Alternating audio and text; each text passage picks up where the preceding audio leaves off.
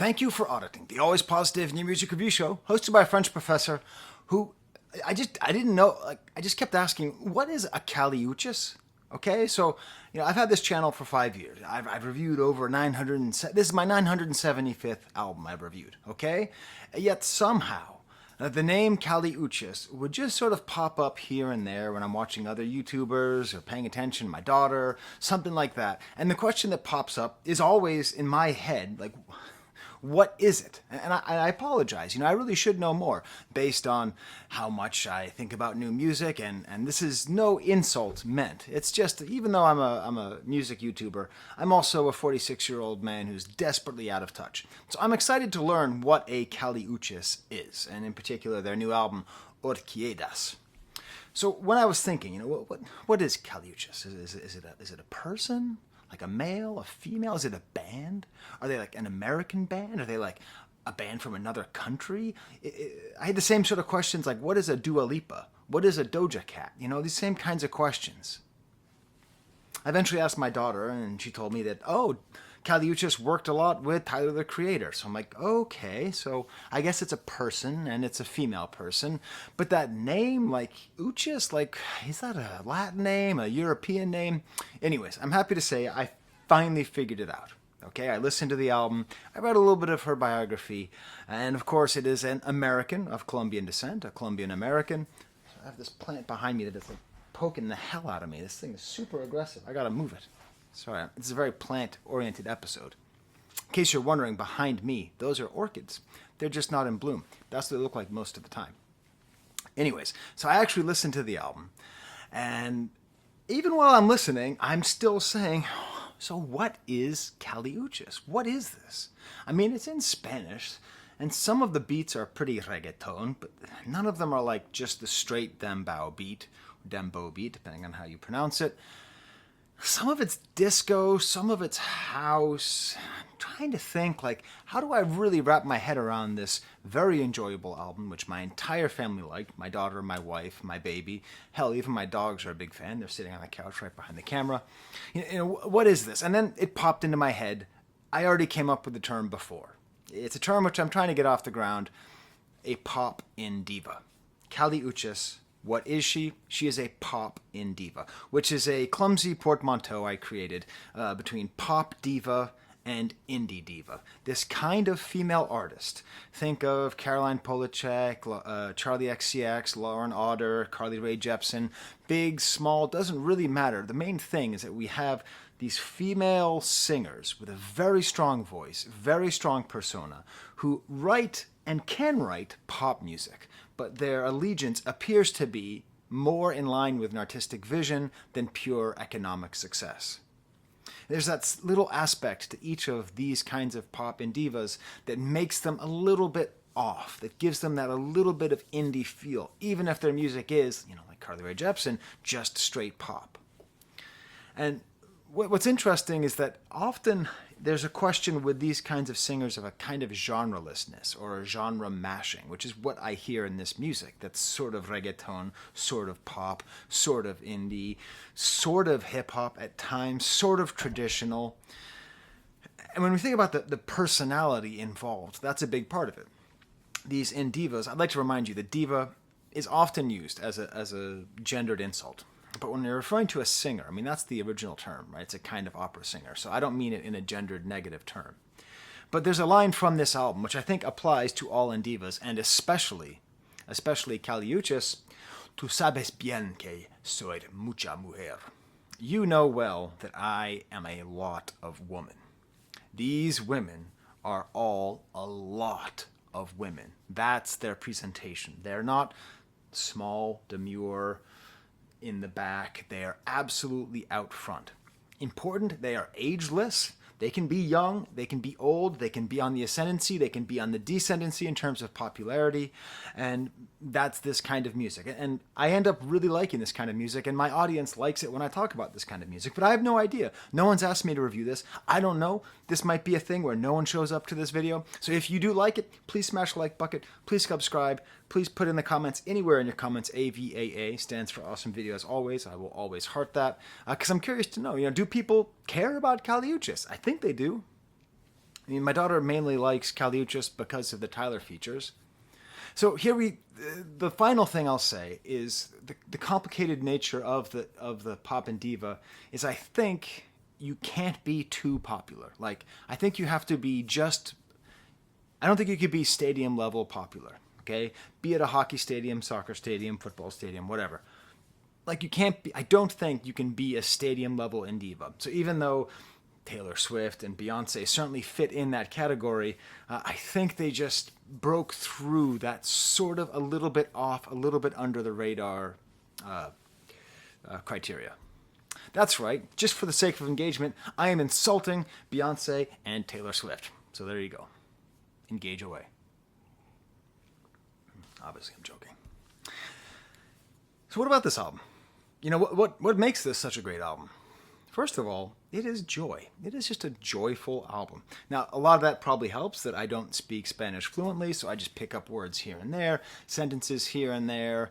But, you know, it's very well produced. Maybe the biggest difference between this and most other pop and divas is that there's not just like one co-producer. There's a whole bunch of them, but they're interesting. You know, one of them is Carter Lang, who did a lot of work on that SZA album. One of them is Soundwave, like the main producer for Kendrick Lamar. But there's an army of producers all making this music together. The music is empowering and very, very sexy. And that's what I sort of got that because I went to the Record Archive in Rochester, New York. I almost bought this album on vinyl, and I would have had it right behind me, and it would have been really slick.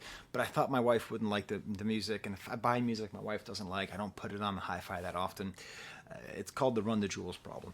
So I didn't buy it, but there's two covers, and one of them was the indie store exclusive, and it was this like totally S&M setup with her just bound in ropes and very specific knots and stuff, and it was supposed to look like an orchid, which is supported by ropes and everything, but it is very much a very sexual album based on what I'm able to understand both in English and in Spanish, and that's part of its empowerment.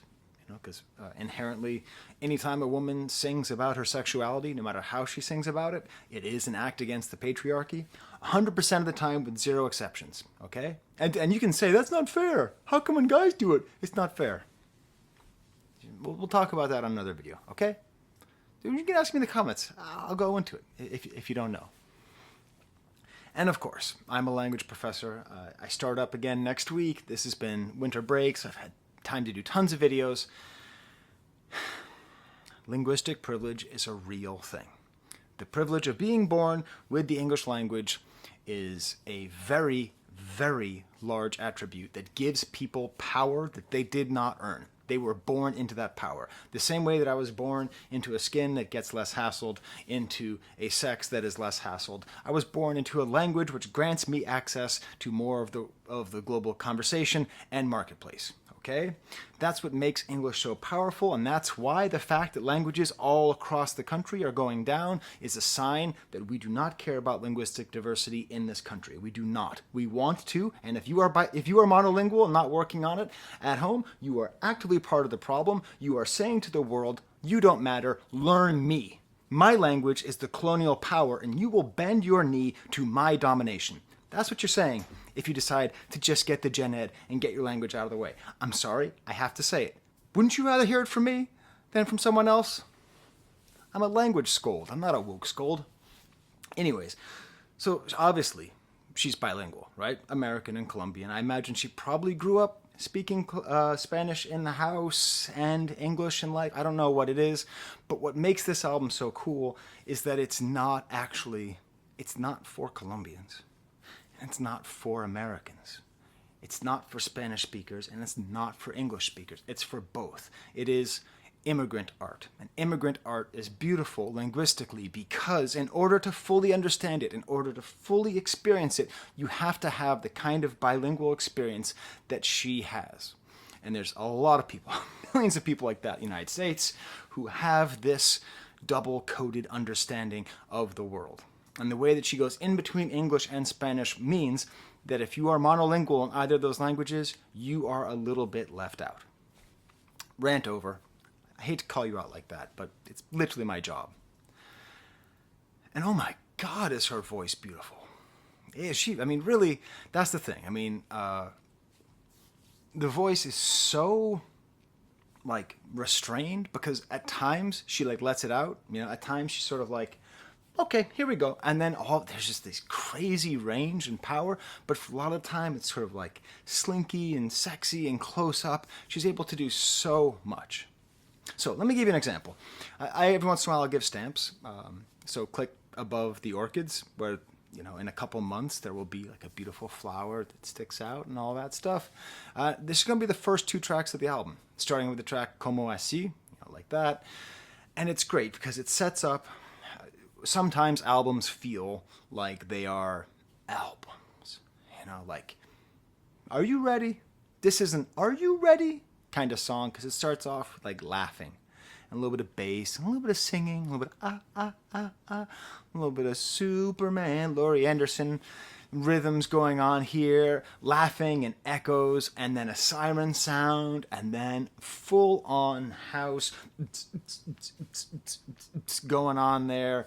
This beautiful house beat, and she's just singing, this really defiant and cool, and then the chorus, como así, como así, como así, and then she like hits these high notes and this crazy just like breakdown with these vocal acrobatics, and it's so well produced, and it sets a table for the entire album that like it's going to be like this. You're going to have quiet moments, you're going to have happy moments, you're going to be dancing, you're going to be Spanish, you're going to be English, you're going to be doing all these things lyrically. I'm gonna make them beg for it. She is in a very despite the I think there's a lot of S&M on this album. I'll just say that right out there, that there's a lot of it on that cover. And then also just I make them beg for it. A lot of the sexual interactions that are happening here seem to be playfully, kinkily based on concepts of sort of domination. But that's just me. That's just my reading.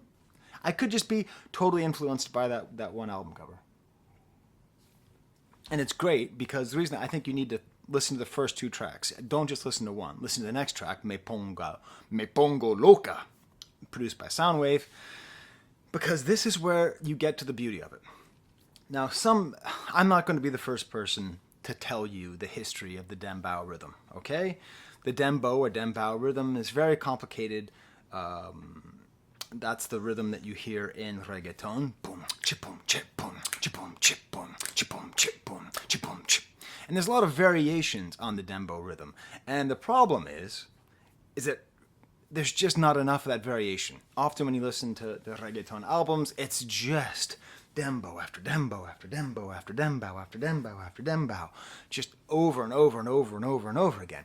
This album very sparingly uses the actual dembow rhythm. Boom, boom, boom, boom. This one here on Me Pongo Loca is sort of in between a standard reggaeton beat and a more kind of flat house beat. It's automated, it's rough. And then I was listening to this album yesterday, eating dinner with the family, and my baby was dancing, and then my wife is like, I love this album. I was like, you do? I was like, damn it, I should have bought the album. I should have bought it. And I was trying to figure out, why does she like it so much? And I realized part of it is because she really likes Sade. And Sade was this really popular singer in the 80s who had this ethereal quality to her voice that a lot of women with Sade as well. And I didn't like Sade when I was younger because I was a misogynist who didn't understand he was a misogynist and thought that my taste was just going to be Led Zeppelin, and Led Zeppelin was the correct taste and Sade was the wrong taste. Turns out I was wrong. But you know what I mean? Like, you can listen to a song that sounds very reggaeton but then also reminds you of Sade. Who is Kali Uchis? Hey, who isn't Kali Uchis at this point, right? And the English and Spanish is mixing up. I love, and I think this has to be Soundwave, there's these little like Casio, so like cheap 80s keyboard tones in the beginning of the song. So many great layers. I get a little crazy, pero no es mi culpa. Me pongo loca. Es que soy apasionada, baby. No es mi culpa. Me pongo loca. Ah. So, she's talking about how she just gets crazy and she's so passionate she can't control herself. And I don't know. I like it. I want more music like this. It's not cynical. It's not cynical, but it's also not like innocent, right? Like, it's talking about what I assume to be sexual abandon. Maybe I'm just having too sexual a read on this album. Tell me in the comments. But really, it's the feeling that I get. But there's like a real liberation. Like a real liberation is what I feel on this album. It's just great. It turns out it's a lot about frenemies. I don't know. And then singing in English about her pussy being too good. which I I didn't hear. I had to read the lyrics because the funny thing is, when you're like truly bilingual, by the way, like I am with French, like when I'm reading French, sometimes I'll be like, oh, I was reading in French the whole time. Like you don't even notice. But if you don't speak a language, sometimes you'll hear English and not even know it. So even though I'm at sort of an intermediate level of Spanish, I just thought she was singing something else. Turns out she was singing about the P word. Igual que un ángel, featuring Peso Pluma. Again, another one produced by Carter Lang. Such beautiful Spanglish in here. This like melody that drops low. You should have seen the way she looked. Igual que un ángel. And then this like disco hi-hat comes in and beautiful high singing. And Peso Pluma is quite nice on here too. I'm just so into the vibe of this album, and I talk about that a lot these days because I am learning to grow, right? The whole thing about like old dogs don't learn new tricks, they totally do. They totally do. I'm an old dog and I've learned so many new tricks listening to new music. And one of the tricks is learning how to appreciate a vibe of an album. Pensamientos intrusivos starts with just full English. Great high disco synthesizer, really cool keyboards here, so much atmosphere. And this is why when you are bilingual, you have a bag of tricks. You have a bag of tricks that everyone else doesn't have, okay? Intrusive thoughts. Okay, that's how English sounds to people, by the way. When you speak English, when you're an Anglophone, what's the term that Serbians use? It sounds like they have a hot potato in their mouth.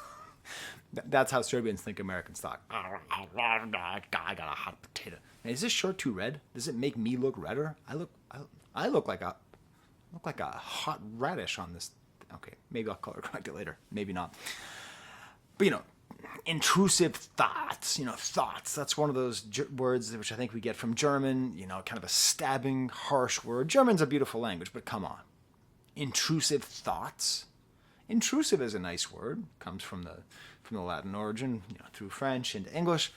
But is it pensamientos? Yeah, pensamientos intrusivos. So much vowel sounds. Pensamientos intrusivos. It sounds so nice, and the rhyming of the os and the os. And she's able to sing it in such a way that it gets stuck in your head in a way that the term intrusive thoughts, Becky. Toby, stop having intrusive barks. You see him? He's over there. I think. Toby, this is intrusive. Toby, you gonna stop? Oh well. I should have switched my shirt while I was doing that. Anyways, it's beautiful. The next track, Diosa, again, co-produced by Soundwave, comes in straight from the last song. A lot of this album segues one song to the next. A little more dream-like, very bloopy. Very bloopy. I use that word a lot because it's a thing right now. A sound that people seem to like is kind of a bloopy sound. I listened to this album first time when I was working out. It's a great workout album. This is the one that has that lyric, I'm a lot of woman. And just, she takes the sort of empowerment narratives that a lot of pop and divas use, and she takes it to an extreme. Diosa total, la reina, la diva, la diosa. Okay? Complete goddess, the queen, the diva, the goddess. Okay? Like she's just, me respalda el universo, me da todo lo que necesito. The universe recompenses me and gives me everything that I need. Just this real sense, she's a lot of woman. She's like, if you ever watch that, you ever read like Silver Surfer, Fantastic Four, there's a bad guy called Galactus, who's like this giant, actually looks like this. This is the color of Galactus. Pretend like it's on purpose. And he's like this giant guy with stupid head, and he just like walks around, eats galaxies. Like that's the sense I get. She's like a Galactus. Te Mata. What a song. Okay, so here she does a thing she does a couple times where she goes back to more traditional sounding music. I don't know if this is because Rosalia did such a great job of mixing together all these different genres and giving permission to do older style music from the Latin world. Please tell me in the comments who started this. I don't know nothing. So it says on my mug. It says on the mug that I have ignorance is profound, okay? Because what I don't know is meaningful, and I can learn a lot. So please tell me,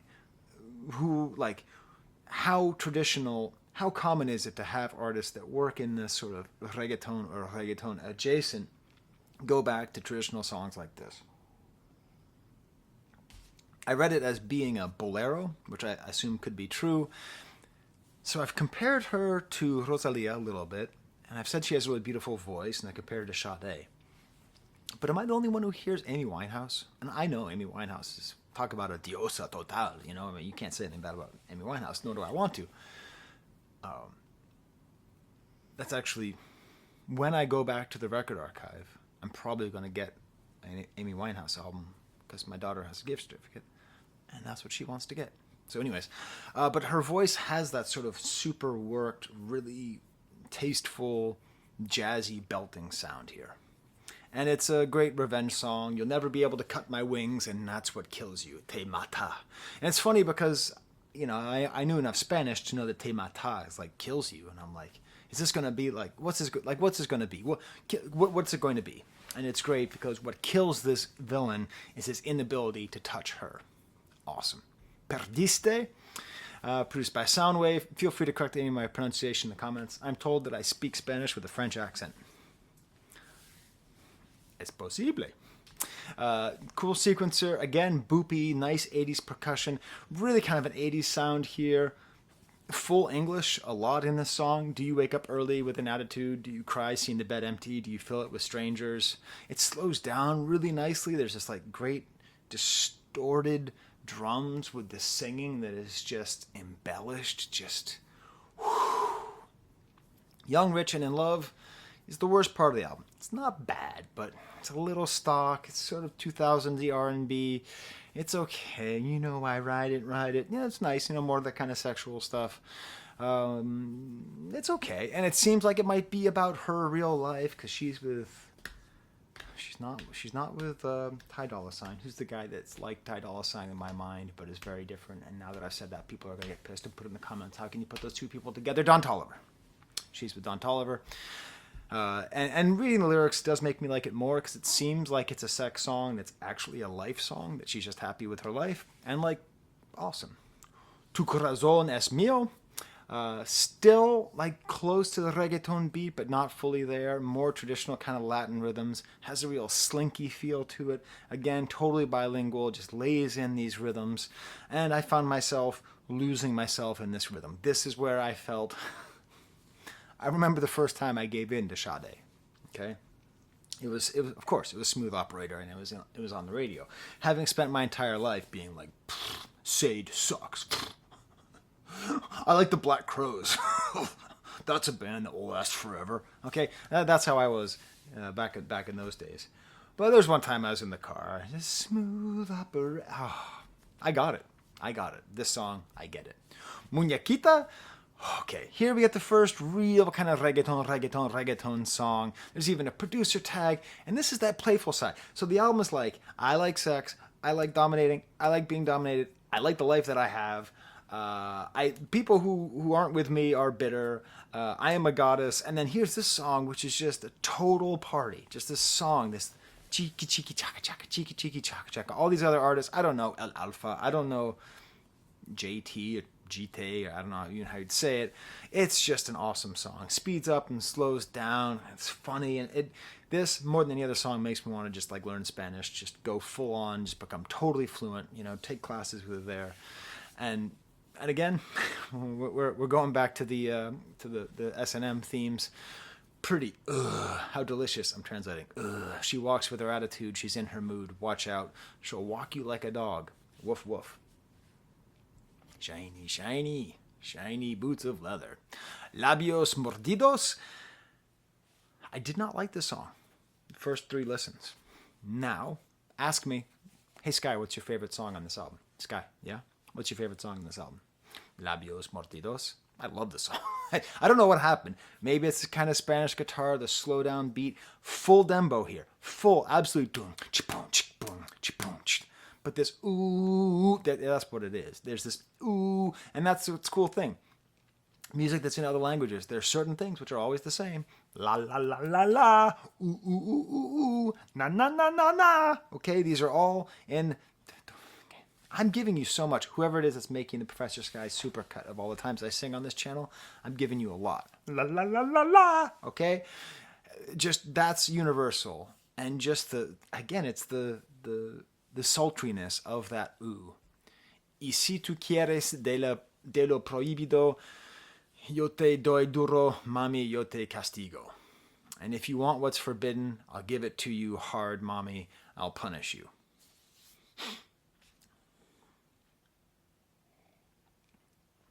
The more this goes on, the less I think my take is controversial. Another rapper comes on to help, Carol G, who I guess is another Colombian artist, very sexy. Is this gay? Like, I saw a little bit of the video, and like, if labios means what labios means, you know? I don't know. Or maybe bisexual. I don't know. Okay. No hay le parte dos, featuring Raúl Alejandro, who does a lot of work with Rosalia. I guess maybe was dating her. I don't know enough. Also is produced a little bit by Guincho, who did a lot of the work on I think Bad Bunny's album. Jeez, how do I know all these people's names now?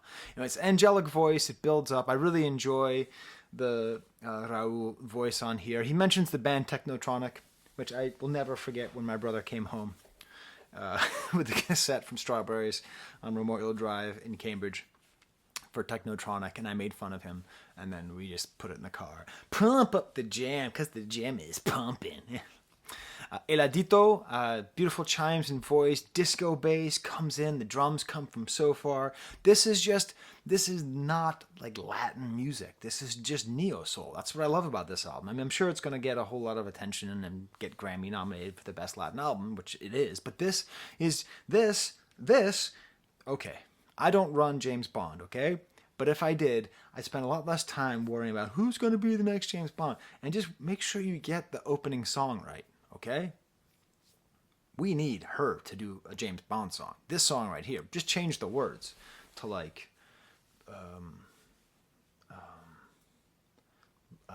living never dies or something like that. Okay? I don't know. Secret never spoken, right? Whatever it is, you could just change the lyric here. And so much confidence in these lyrics. Those who don't adore me bore me. You know? Love it. Dame beso, muévete, kind of a double track here, ending on a more traditional note, which is really cool. Translated, give me a kiss there, you know where to kiss me. Hey, maybe she's saying kiss me right in the mouth. She could be. And then it goes into a second part. Well, the cool thing here, though, is it goes in the second part and becomes what I associate with the sort of Mexican party with this accordion going, and it's just this whole party, and she's talking about herself as being a Shakira, or her Shakira parts moving, and muévate, get yourself moving, and then it says como así, which is the first track on the album. Remember how I said this is an album? This is an album. It has a sequence, it has a flow, it has ups and downs, new sounds, old sounds, Latin sounds, non-Latin sounds, English, Spanish, everything, and then it ends and begins with como así. Beautiful. And then she says one of my favorite words to say in Spanish whenever I say goodbye to my Spanish colleagues in my department, hasta la próxima. Now, my Patreons are underneath the camera, so I'm going to show you them. You know, there's a fair chance, you know, if my daughter doesn't have much homework today, maybe we will go pick up that album. And if we do, it will be because of the money that my Patreons give me, to support artists, and also to help me buy diapers and stuff. Okay? So, like, it's very cool. And dog food. You know, it's expensive. They're old dogs, so they need, like, fancy dog food. I offer any Patreon who would like to say their name on camera and what they think about the album. I asked for this album. No one said they wanted it, but let's see. Let me just make sure that no one has commented anything. No, Vasily gave it a like, so maybe Vasily wanted to say something. I don't know. Anyways, until next time, I have to go explore whatever that sound was in the kitchen, and there's the camera.